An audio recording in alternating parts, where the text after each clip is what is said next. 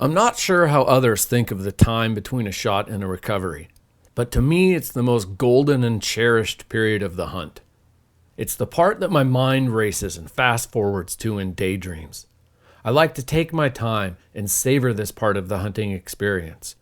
Others I know are totally opposite of me, putting little interest in understanding the details between the shot and the prize at the end of the trail. Just get to the animal as quickly and directly as possible. But to me, the tracking is the best part. It's the imagination's opportunity to soak in the minutia, to tease into existence the inevitability of such a hard-earned and tangible success. Taking very slow and careful steps, I'd made it around 10 yards from where the bull was standing when my arrow connected with him. He was lunging straight uphill at this point, and I was parsing the ground in front of me when a few glints of crimson finally caught my eye. Several dime-sized drops of rich, heavy-looking blood draped over the rocky ground. First blood. Game on. The reality and gravity of the situation really sets in when you start seeing blood on the ground. Butterflies flopped in my gut, and my gaze turned up the canyon where I'd watched the bull disappear into the fins of steep, slanted terrain. Even though I'd witnessed the bull crest out of sight far ahead, I still studied each step of this trail from its origin. The blood was a bit late to start, and only gradually increasing in flow. I would describe the blood trail as decent at this point. It was not gushing, but it was steady enough to spot it several steps ahead as I made my way along the bull's trail. As I gained new vantages along his route, I scanned for signs of the bull on the ground ahead or below me. Nothing. As we worked our way in the upstream direction of the canyon, the tracks were maintaining elevation, side-hilling along the sagebrush slope. I kept hoping to see them turn down, but his resilience and the inadequacy of my hit was evident in the lines that he held. The bull was not acting like he was going to go down.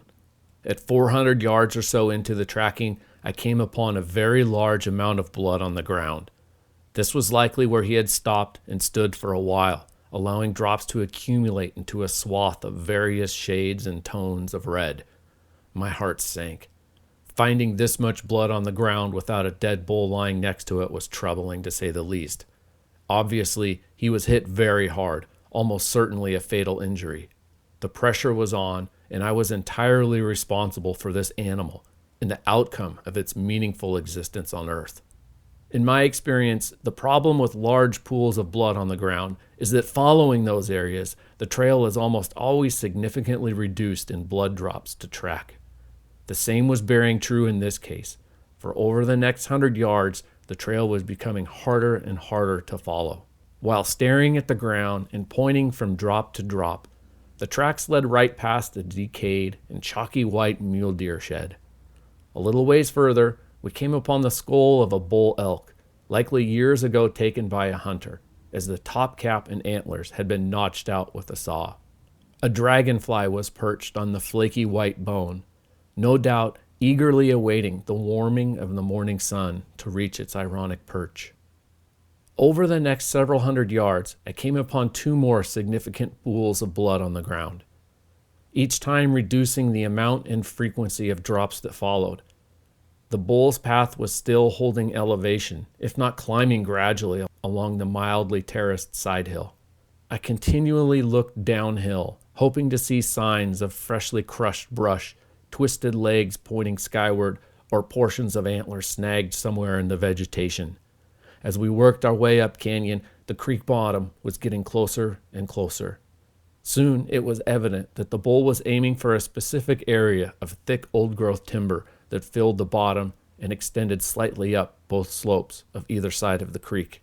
He had been on a straight line to this point since parting company with his herd of cows, which, by the way, had scattered when I shot, but I never really determined which way they had ran, given all my attention was fixed on this bull. As his trail approached the creek in a lush, grassy opening, I could see this panel of black, old-growth timber was an ideal bedding area. My hopes were high that I'd come upon him soon. We were nearing a mile and an hour and 45 minutes since the shot.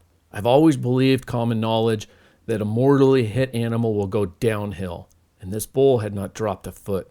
In fact, We were now far up the canyon from the hit, entering areas where now several inches of snow remained in the shade. A saving grace. For as we entered the dark timbered area, the bull's tracks were effortless to follow in the snow. It was terrific to get into the snow and have these aids to stay on his trail, although I was nearing the end of this juicy timber panel with no sign of the bull. It was looking like I was not going to find him here, at least not in this area where I'd placed my last load of realistic optimism. As his tracks neared the actual creek itself, evident he was heading across, the scenario took a turn for the worse. More elk tracks. He had rejoined with several other elk in this patchwork of snow and rocky, firm soil. Except now the tracks were leading straight up the opposite side and away from the likely bedding areas and trail-saving snow.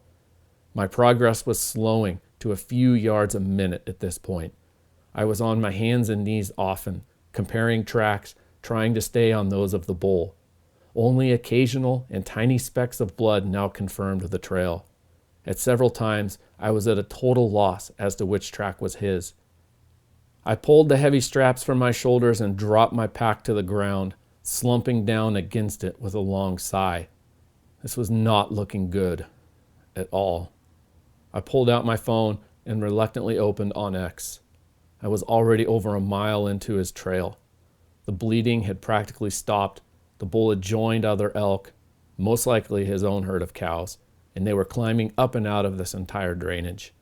I had to get to where he beds. Knowing he was carrying my arrow deep in his chest, quite frankly, from what I could tell, my razor-sharp broadhead was very close to his heart. I imagined that the action of lying down would shift enormous amounts of weight, move organs internally, and have the potential to dramatically change the dynamics of his injury and overall circumstances of this recovery effort. It was around lunchtime now, and I was certain he was bedded down at this moment, wherever he was. I finished a bit of lunch, consisting of string cheese and a hummus and bacon bagel sandwich. A can of V8 and mixed nuts topped things off. I left all my crap where I'd sat to eat, and spent a long time scouring and circling the area above me, trying to determine which track was my bull. After enough time, you get amazingly good at recognizing which tracks belong to what elk.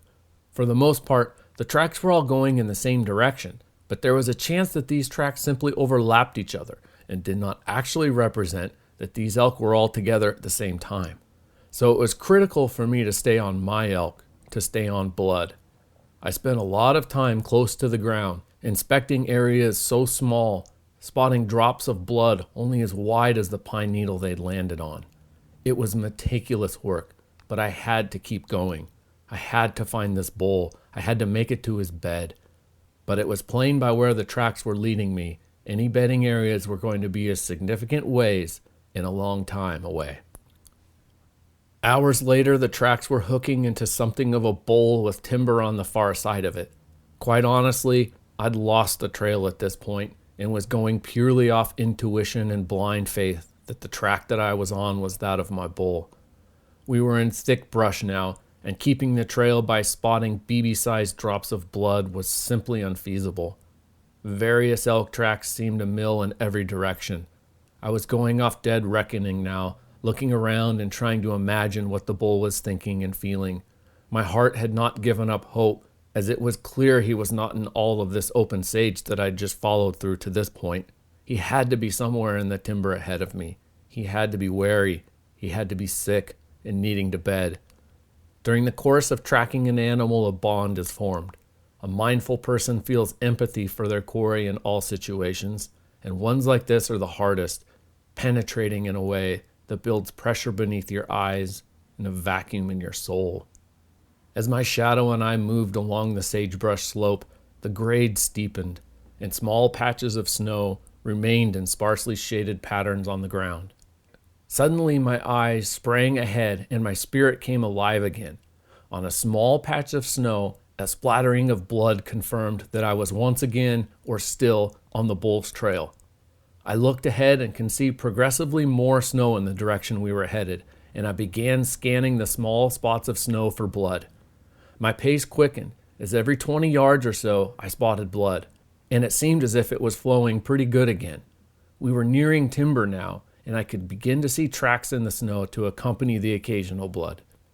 The steady slope turned into a wadded mess of microtopography, rolling and shifting in a maze of potholes, mounds, and tiny ridges. Evidence, I think, of where a glacier pushed reoccurring deposits of earth as it shifted in its prehistoric slide.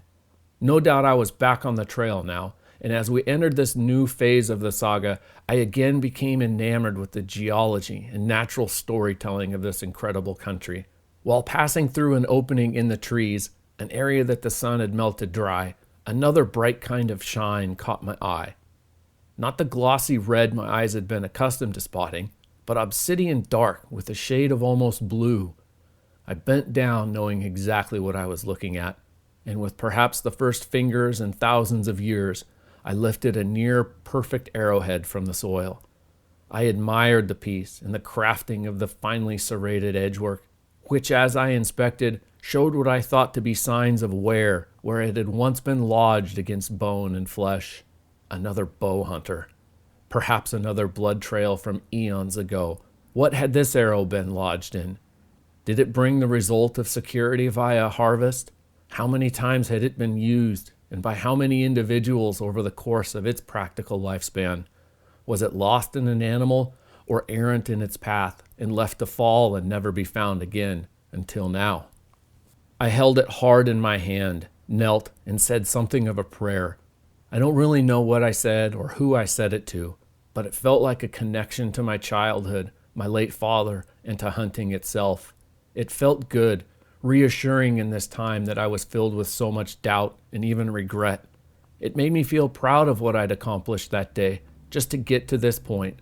I felt strong, competent, and capable, like I belonged in this place, even this situation, because I knew what I was doing. I had the skills and the means to find this bull.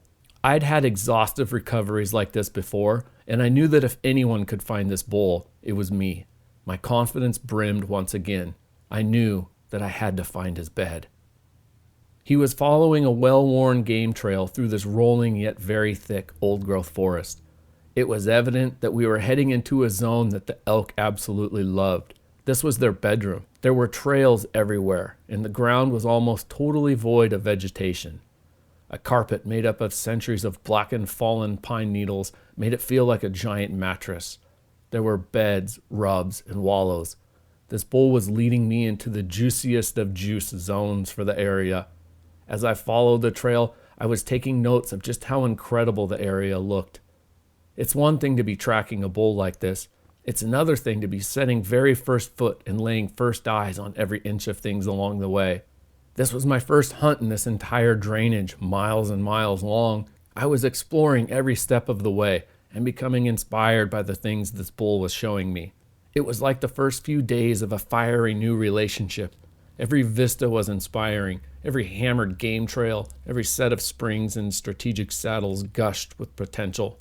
The place sparked like an amusement park for elk habitat and hunting. I felt incredibly privileged and rewarded to be tiptoeing through its secrets.